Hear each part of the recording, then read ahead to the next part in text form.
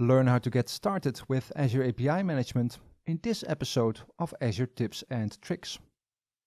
Azure API Management is an Azure service that can protect your APIs and offers a lot of functionality to manage them. Let's explore how it works.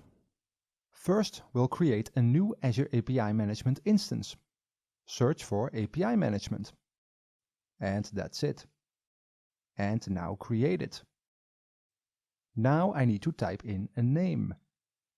And next, I pick an existing resource group. I will also give in an organization name. And I'll check the pricing tier.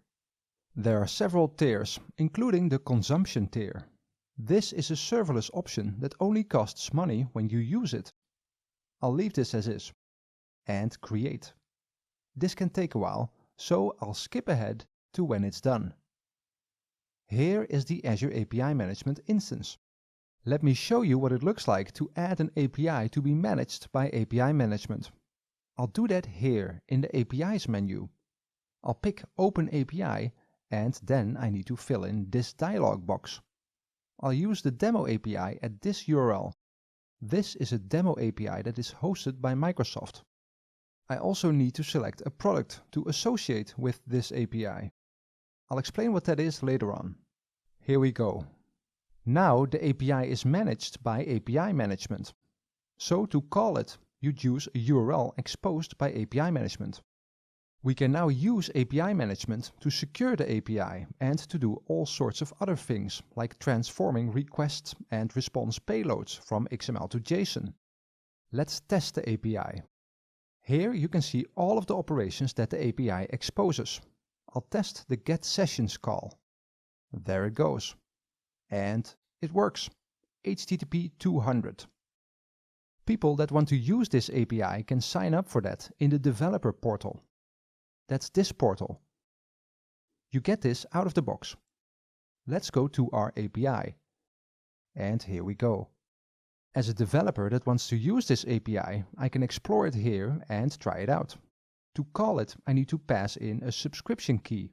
This is a key that you get when you sign up for the API and subscribe to a product. API Management uses this key to track who is using the API and if that is allowed.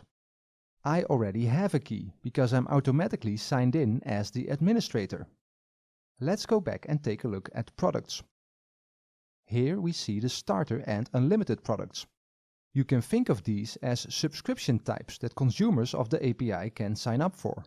We have associated the starter product to our test API. You can use the product to set access policies and control who can use what. And you can set policies.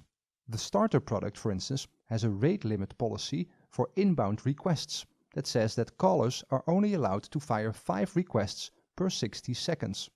That is just one example.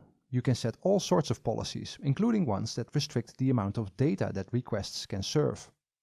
So let's try that out in the developer portal. Here I'll try the API to see if we can hit that limit. Let's send the first request. That went well. HTTP 200, which means that it worked.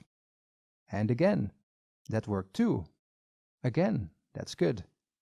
Again, that's 4 requests. And the 5th, that failed. Too many requests. Which is correct, because we tried it in the API Management portal as well. So we already used 5 requests. As you have seen, Azure API Management is a very powerful tool to manage your APIs. Go try it out.